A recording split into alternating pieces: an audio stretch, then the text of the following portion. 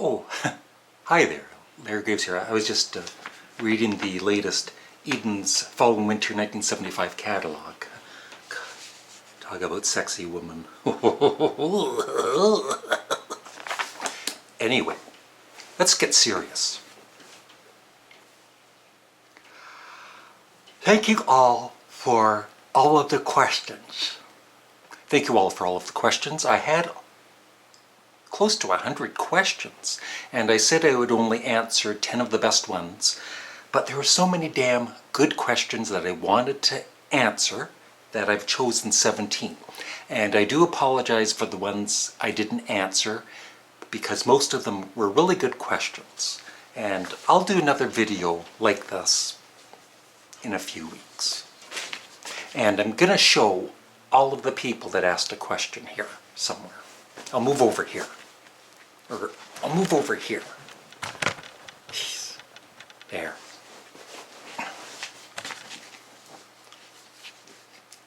That's not my good side.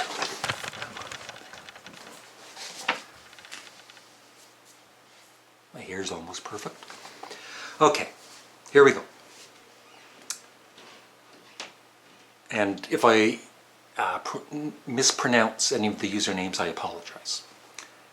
Mael Pop. Larry, how long is your little willy? No, wait, I have a better question, thank God. What was the most embarrassing moment in your life, or the most embarrassing thing you have ever done in your life? Well, I could completely understand if you won't answer this question, so how long is your little willy? I'll answer the one question. I think one of the most embarrassing things that ever happened to me was I used to disc jockey in the 80s and 90s with another person. There's 2 or 3 friends at different times I would disc jockey with. And back then, back in the probably late 80s, I was disc jockeying and I had to go to the washroom. So I'm in the washroom, sitting on the toilet, and somebody I think asked me a question and I answered, or they heard my voice, and soon I heard the girls giggling and laughing because I was in the ladies' washroom. And the most embarrassing thing was I had to exit that washroom and go back to the front of the dance hall and continue disc jockeying with a very red face.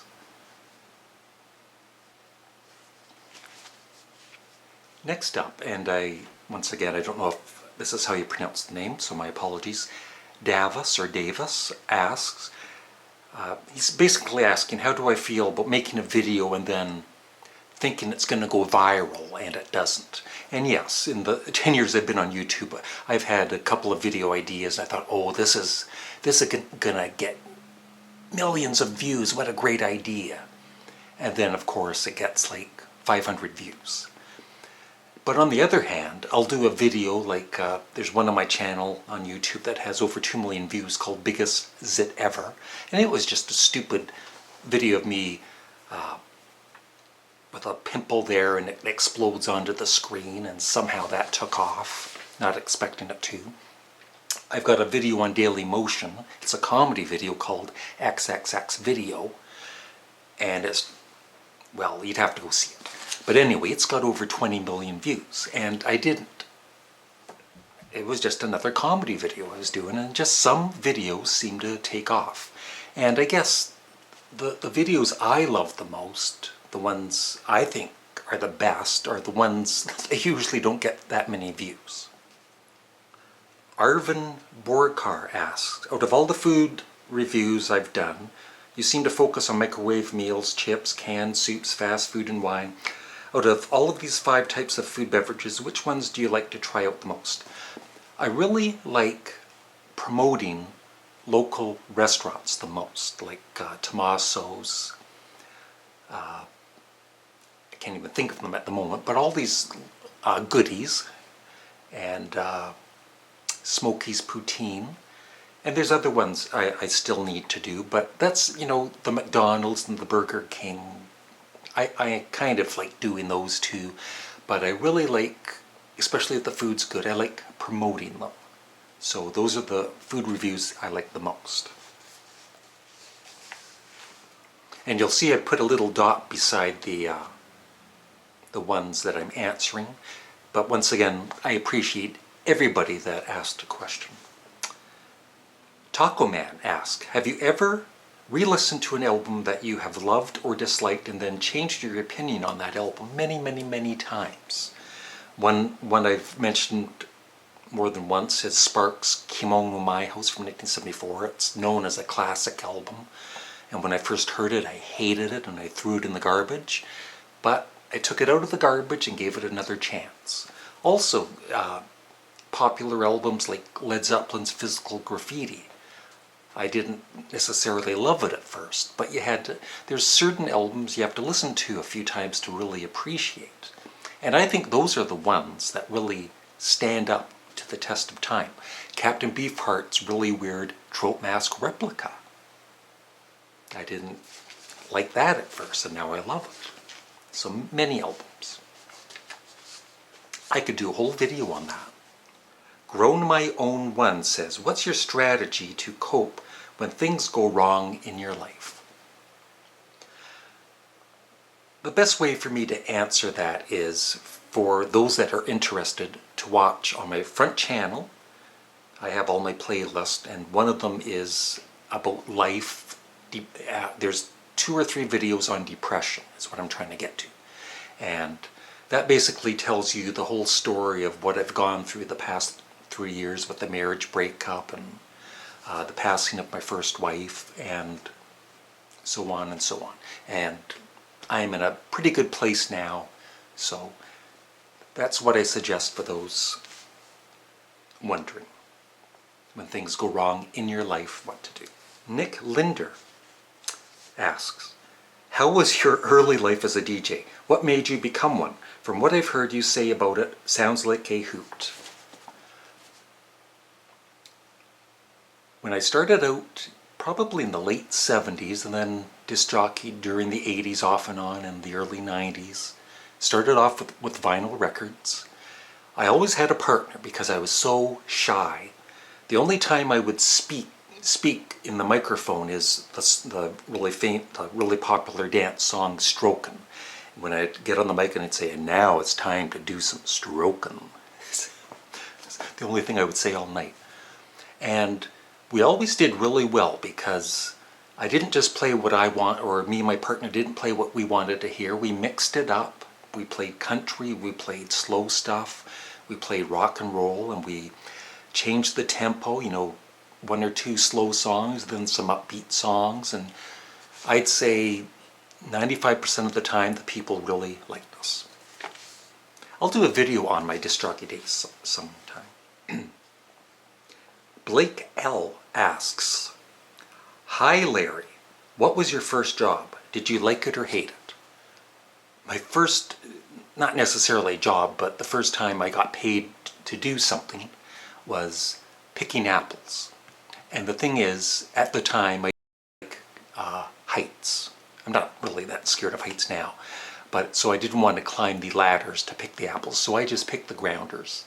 And I was fired on, I think, my first day. And then my first real job was as a security guard at Belleville General Hospital from 1978 to 1980. I had my own desk and I did the rounds, and the one funny thing about that, I can say it now because it's so far in the past nobody can arrest me, I think, is I worked the midnight shift and the cafeteria would be closed, but I'd have a key for the cafeteria, so no, the cafeteria would be open, but I'm saying the kitchen would be, nobody would be in the kitchen. So I'd go into the kitchen, I didn't have a key. I'd go into the kitchen on my hands and knees behind the counter just in case somebody in the cafeteria was there, which usually there wasn't. I'd go on my hands and my knees and I'd take a yogurt or 2 and I'd give one to the, what's the dashboard lady called? The the operator of, the phone lines, whatever you call that. And once in a while they'd have these huge vats of ice cream, so I'd help myself. I was a great security guard. Don't call the police on me.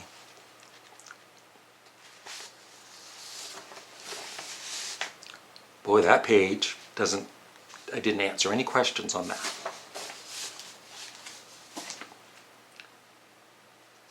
Darren Kang asks, do you have a brother or sister who has the same taste in music as you? If so, name some of their favorite artists. No, not really. I have one sister that passed away in the 90s. My other sister, Sharon, her and her husband love bluegrass music. But I guess they like some of the earlier 50s music, 60s music, the Beatles, Elvis Presley, blah, blah, blah, blah. My two brothers, they're older brothers, they're 5 and 6 years older. My oldest brother, Bob, he loves the Beatles. And some of his records he let me play them. So that's how I got into the Doors and whatever else. And my other brother loved the Beatles also, but he was also into bands like Yes, and that's how I got interested in them. And King Crimson, and so he was into the kind of the progressive rock stuff. And Don hated Sparks, and my brother Bob, I guess he thinks they're okay. They're fine. But they're not into the weird stuff I'm into, like Frank Zappa and whatever.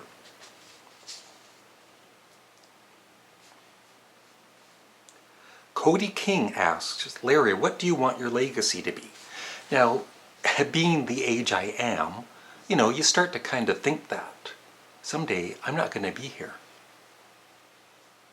Maybe I'm not here right now. Maybe I'm a ghost. And I just want to be remembered as a good, honest person who tried his best to respect everybody. I mean, I'm not perfect. I'll say that. But yeah, I just try and be a nice guy.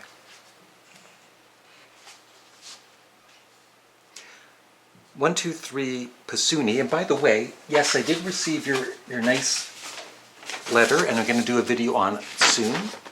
And you sent me a couple of cool Beatles cards. So I have not forgotten. Thank you. And I will show the video you've wanted me to upload again, Breakfast with the Canadian Studmuffin. What is it really like being the Canadian Studmuffin? That's just like me asking anybody, like, what's it like being you? Because even, that's just a kind of like a stage name. I'm me. I'm nobody special. I've got the same worries and stresses in life that everybody or most people have. And that's it. I'm just a regular kind of a guy.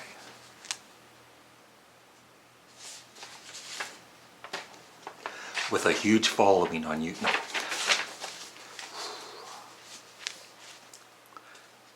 Didn't want to answer any of those because the questions sucked. Just joking. Hey, it's Adriana. What is your fave song by the Beatles? And it was also asked, so I wanted to include her, but I want to include one of my favorite people that I've never met, Jade Jones, who lives in England. A beautiful young lady and really talented artist. I'm going to hopefully be doing a video soon in the near future when she sends me a print of a certain artist, and I'm going to be promoting her. Larry, what is your favorite Beatles song? Slightly obvious question from me, but it's still important all the same. And as some of my viewers know, they already know the answer to that is The Beatles, A Day in the Life. But right up there with those two, without those one, boy. Right up there, let me rephrase that. Right up there with that song is Tomorrow Never Knows and Golden Slumbers. Once there was a way to get back home.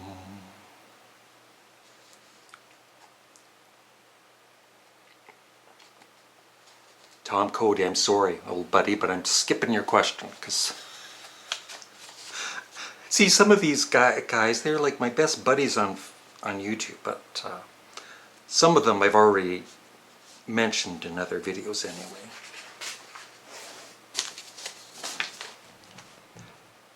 Jenica Rullison. Who was your favorite co-worker?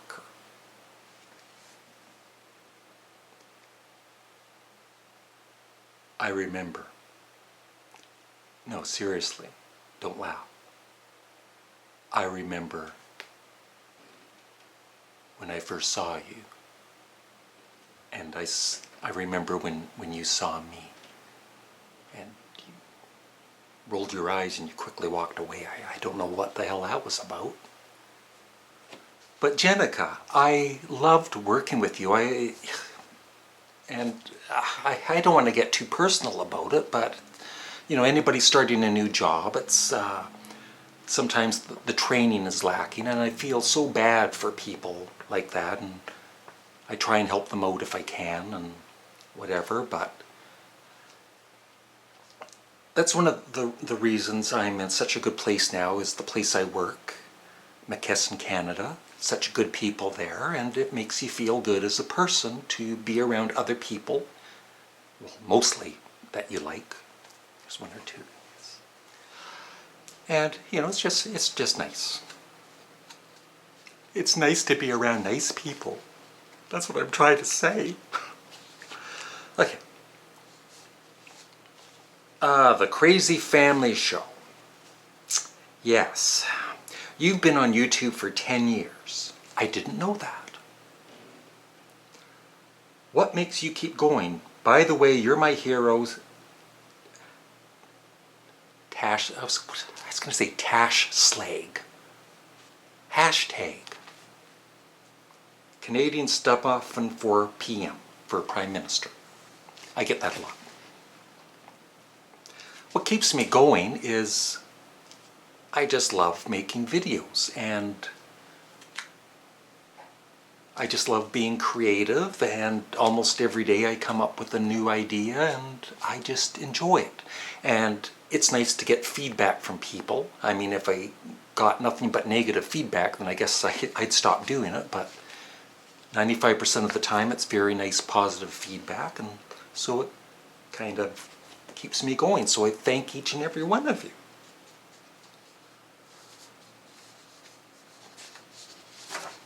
Oh, Jenica. Anyway.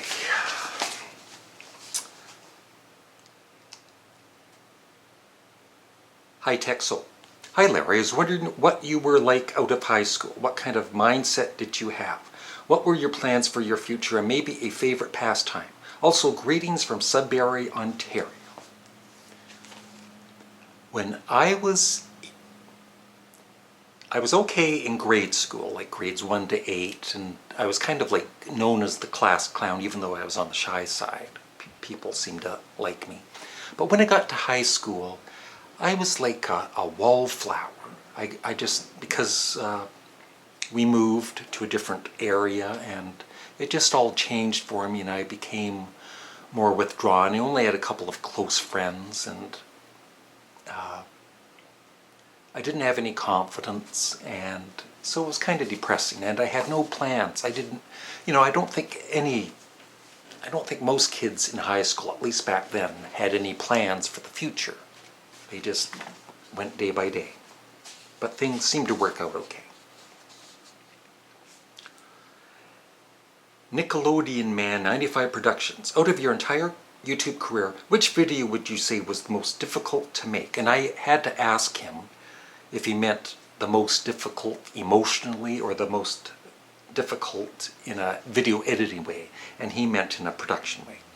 And it would have to be the video I did for Paul McCartney's guitarist Brian Ray called Coming Up Roses, because I worked on that video and my wife at the time also helped out. I worked on that video for at least a good 2 months straight, off and on. So I put a lot of work into it. And you can see it, just type in Brian Ray Coming Up Roses, because I don't have it on my channel. And, you know, it's from like 5 or 6 years ago, so the quality isn't the greatest. It's not in HD or anything, but for the time, I thought I did a damn good job with the video editing. You can see me as George Bush in the video. And another one that was really difficult to make is a recent one. You should see it on my front page. Excuse me. You should see it on my front page. It's called Larry Graves, aka Canadian Studmuffin, 10 Years on YouTube. And it's all these little videos combined. And that took a long time to do. And I was actually wanting to do that 4 times so that the videos would be really small, but it was like, oh, forget it. Just doing what I did took a lot of time and work.